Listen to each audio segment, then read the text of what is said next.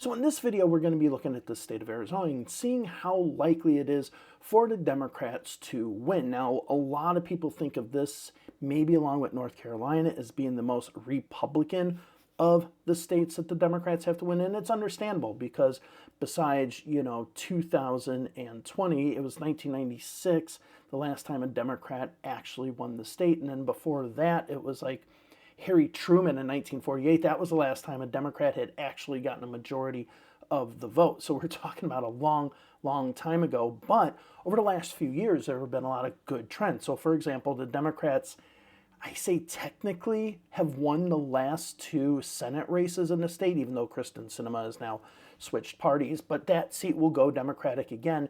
And the Democrats will have two Senate seats in the state of Arizona. It's something that the Democrats can't even boast in Wisconsin, a state at the presidential level that Democrats expect to do better in than Arizona. And Joe Biden won it in the last election. So there are some numbers that look doom and gloom, but I'm going to reassure you that they're not as doom and gloom as you think. So today we're going to delve into the numbers.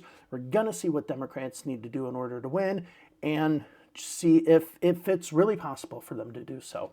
Hi, my name's Dave. Welcome to Voting Trend. Please go ahead and subscribe to the channel if you want more information about polling, election numbers, delving into the data, and so on. And also, if you're interested in the content, want to help out and look at some members-only videos that will be coming up shortly, please go ahead down below, join. Just click the little join button right below this video and you can become a member of this video. And if you like what you hear, just want to show a little appreciation, you can do a super chat as well down below. Now, as I mentioned in my Nevada video, which I'll link up here because it's a video that really goes deep into Nevada. I've also done a video about Pennsylvania as well, if you want to look at that. As with Nevada, a lot of the population is concentrated in basically one, but in this case, a little bit like 1.5 areas. So when we look at the state of Arizona, we see of the registered voters, about 60% of them are in Maricopa County. So we are talking about Maricopa County being the beating heart of if you're going to win this election or not. And a lot of times when a candidate either wins or loses, they perform the same in Maricopa County. Maricopa County kind of becomes a bellwether county when it comes to the state of Arizona, with all the other counties not really being that strong. Now, Pima County, where Tucson, Arizona is, they have about 15% of the voters, and that trends more Democratic. This is where Gabby Giffords was a member of Congress. Now, one thing about Arizona, too, is that there are two competitive congressional districts, the 1st Congressional District and the 6th Congressional District. So, therefore, a lot more money might be pushed into the state of Arizona regarding not just Maricopa County, but other counties in the area, which brings me to the media markets. Now, I have not talked about this in my other videos, but I think it's kind of interesting in the case of Arizona because you really have to pick and choose as to whether you want to compete in Arizona or not based on the media market. As you can see, 80% of the voters are in the Phoenix media market. Now that is the 11th largest media market in the United States. So it's a very expensive media market, but the interesting thing about it is you get 80% of the state. So if you want to play in Arizona, you got 80% of your captive audience right there in the Phoenix media market. Now, as far as Tucson, that is 18%. This is where it becomes maybe a little bit harder for Democrats because that media market is more likely to be a Democratic media market, and you might want to focus on that media market more to drive up voter turnout. Whereas in the Phoenix media market, that is a pure persuasion as far as persuasion of candidates. So when we talk about persuasion in a campaign, there are a few persuasions that we have. The first one is to persuade somebody to vote or not to vote, to turn out or not turn out. The second persuasion is ideological, or changing from one party to the other, right? This person's more liberal, this person's more conservative, vote for this person because they fall in line with where you are on certain issues. So it's like a changing of the candidates. And then there's a third one that a lot of people don't talk about, which is really important, which is really more of a voter suppression tool, which is convince people not to vote. So this is where you see the independent expenditures and others start doing like really bad commercials against other people in hopes that it would suppress their own side from voting.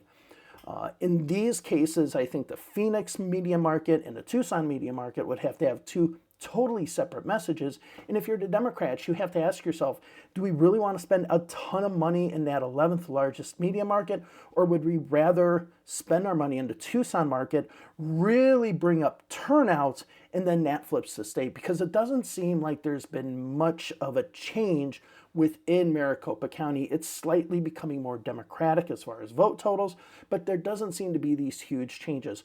Turnout in Tucson, that could be the difference in this election. Now, when it comes to vote distribution, Arizona is pretty much an early vote state. Now, the way they say early voting, that includes both in-person voting and vote by mail. So you'll just see an overall early vote number, and 81% of the people vote early in the state of Arizona. Now, the good thing for the Democrats is that usually trends more Democratic, whereas election day voting, which is only 18% of the vote, trends more Republican. But the problem for the Democrats with that is that it trends Republican heavily, like 75% for the Republicans, whereas the Democrats get about 56, 57% of the early voting. So that small amount, that 18% being so lopsided, can actually make this a lot closer. But if the Democrats have good, high early voting numbers in this election, which we will know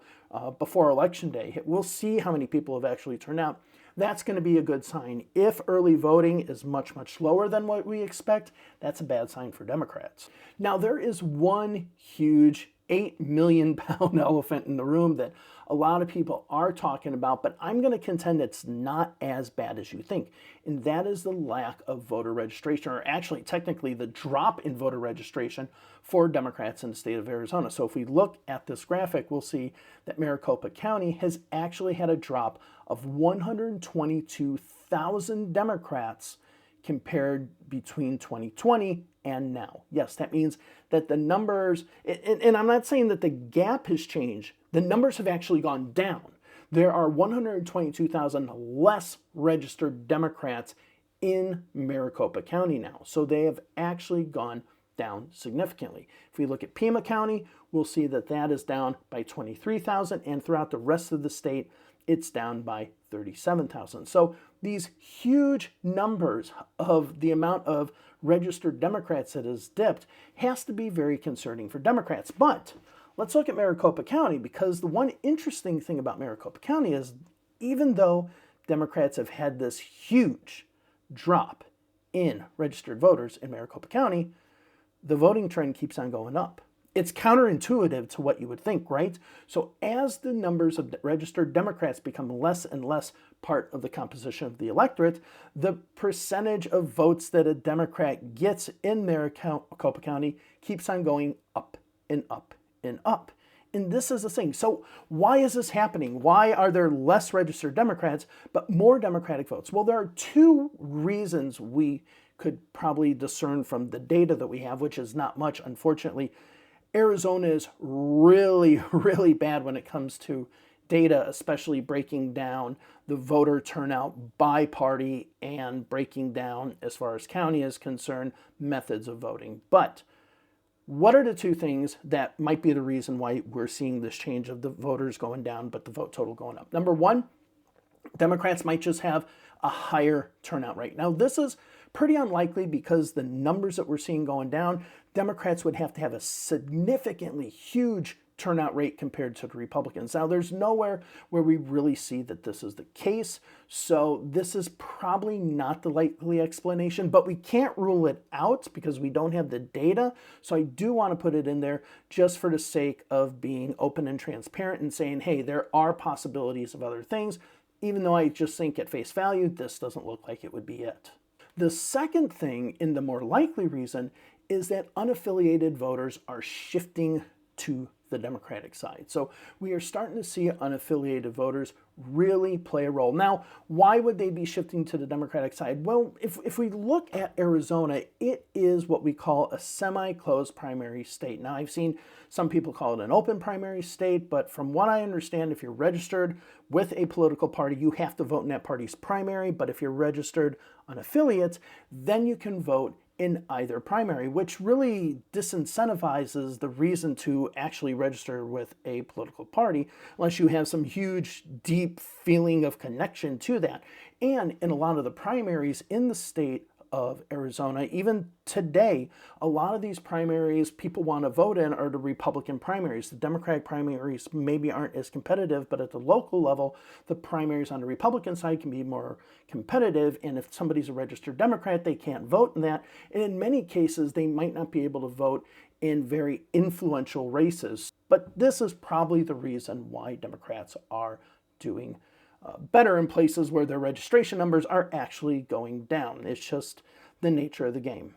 Now let's go ahead and finish this off by looking at the state geographically and seeing where we can expect to see voters and whatnot. So we're going to start off in the northeast corner, and this is Navajo Nation. As a matter of fact, Navajo Nation goes from here, kind of goes up into this area, and so on. As a matter of fact, when I worked on a campaign, we had a campaign event, a Navajo Nation parade that was out in Shiprock, which is in this area right here. Shiprock is an amazing little area and community. I highly recommend you go into it. But these areas are going to be more Democratic. Now, you do get some little red dots in here in these areas, like Page, which would be right up here. So if you're going to see Lake Mead and you cross the border, you have Page. This is where it is. And then as you get over by going toward the Grand Canyon, you get more and more Republican. And just out of curiosity, the polygamist or the former polygamist colonies of Colorado City and others will be in this area. So the fundamentalist LDS members are usually right in here. As you look, you start seeing more and more blue. A lot of these bluer northern precincts are going to be those that are Navajo Nation or Native Americans, whereas when you get to the southern part here, you're going to see more Hispanic voters along the border. All right, so let's go ahead and just zoom out a little bit. And this is why I want to mention the media markets right away. You can see how much the media markets, the Phoenix media market basically covers this whole entire area. So you're covering a huge amount of the state. Tucson and its market is just this corner right here. Just these counties in areas right here. So it's not much, but as you can see how blue Tucson is, putting a lot of money here might actually make sense just due to the fact that you are going to increase your turnout rates. And now if we go to Phoenix, we can see Phoenix is almost like some of the most typical of cities where you got the city doing, being very democratic. Tempe over here, College Town, this is where Arizona State University is, blue as well. And then as you get out to the suburbs, it becomes more red. But as you notice, if you look at Surprise, if you look at Goodyear and other places, it's not as red as you think. And this is going to be an important thing. Now, one thing I want to do is I want to show you the racial breakdown of Arizona here, or at least of the Phoenix area. And as you can see in this brown yellow area right here, you have more Hispanic voters, and as you go out, you have more white voters. So you can see Phoenix, this keeps on popping up. If you see Phoenix West and Southern Phoenix, you do see it more Hispanic. Now, that goes with this, Western Phoenix and the southern part of Phoenix. Now, if we look at our changes from 2016, this goes with what we're seeing with a lot of the data from 2020, which is this shift of Hispanic voters over to the Republicans. But as you see in these precincts, we are talking about very, very small shifts of Hispanic voters going to the Democrats. Now let's go ahead and compare that. We're going to zoom out and let's go ahead and compare that to, let's say, Miami-Dade, which had the most noticeable of shifts. And let's go to the city of Hialeah, because Hialeah is where we can really see they make this map so hard to work. Hialeah is where we can really see where Democrats have fallen apart. So Hialeah was always a place that Republicans did quite well. But as you can see, you're talking about precincts that won 45 to 53 for Donald Trump against Hillary Clinton, but then went 70 to 29 for Donald Trump over Joe Biden. So you see these massive shifts in Hialeah. But the thing with Arizona is you just don't see the Hispanic voters shifting that way. That's good. That's solidifying the votes that Democrats need. So let's go ahead and zoom back into Arizona, or excuse me, zoom back into Phoenix, because then what you'll see, and this is very important as well, are these areas. This, if you're wondering where the election is going to be won and lost in the state of Arizona, right here. Surprise, Goodyear, Peoria, Glendale. This is it. Western Maricopa County. This is it. This is the whole shebang. If the Democrats perform well in these areas, then they win. Now, as you can see, some of these precincts, let's take some of these precincts in Peoria, for example. So let's take this one. It was Donald Trump 46 to 45 against Hillary Clinton. Then you had Biden 50 to 48. You are seeing these flip. Now, if we go to the overall map, we still see that it's pretty red. Now, if we go to Glendale, it is more blue, but as we get into these newer suburbs, I mean, so this is kind of like if you look at Las Vegas and you look at the northern suburbs just like coming out of the northwest part of Las Vegas, this is kind of what we have with Surprise and others. We just have these suburbs expanding. So as these suburbs expand, these are a lot new voters, and they are a lot of changeover voters from 2008 till now, because one thing is that in this area, there were a lot of foreclosures, and a lot of these places now have newer people that are living there. A lot of these houses were bought and then rented out, and therefore you might have more of a transient population, and luckily for Democrats, transient populations seem to be more democratic. So we can, as you can see, these huge numbers, you're seeing major shifts happening for the Democrats. So if the Democrats make these light red precincts a little bit lighter red, then they win the state of Arizona. I mean, this is your battleground right here. Well, I'll say two battlegrounds. So how do the Democrats, let's go overall. How do the Democrats win the state of Arizona? The first one is right here. Bring down the margins here. Second, and we're even going to just remove Arizona or remove Phoenix, Tucson. Turnout in Tucson and the Tucson market. Again, the Tucson market is significantly cheaper. I think it's like the 86th largest media market that there is, so it's extremely cheap. You can just pound away, get turnout there, and it be more beneficial. I think that possibly spending a lot of money in the Phoenix media market, you're spending, here's the thing about spending money in the Phoenix media market. As you can see, and this part of Navajo Nation is actually in the Albuquerque market. It is not. I think it can split the Albuquerque and the Phoenix market, but anyway, it's in the Albuquerque market. As you can see, if you're going to be spending money in the Phoenix media market, you're spending a lot of money in red areas that are really not going to go Democratic. So essentially what you're doing is you're spending all of your money in the Phoenix media market simply to win this area. And the question becomes, and let's go over to Chandler and others, kind of southeast. This area can be kind of like a secondary place. I don't think it's as important as up here and out west. But that's a lot of money to spend to be focusing on the northwestern suburbs of Phoenix. That is a lot of money to spend, so I don't think it's best to spend. This is better, a little bit more targeted, maybe more ground operations, maybe more operations where you're just pinpointing the voters, micro-targeting, compared to just doing one big media blitz. It's gonna be expensive, and right now, if the Harris campaign, I think you spend that money in other media markets, because the media markets that are out there, I mean, with the exception of Las Vegas and others, the media markets are not cheap. As a matter of fact, Vegas is a lot cheaper of a media market than you think, and that's where Democrats should be putting a ton of money. All right, so that's all I wanted to talk about in regards to Arizona. It's a very competitive state. We have possibly at the end of this, two Democratic senators. I mean, like I said, we technically could have two more congressional seats out of here too, and the electoral votes as well. This state is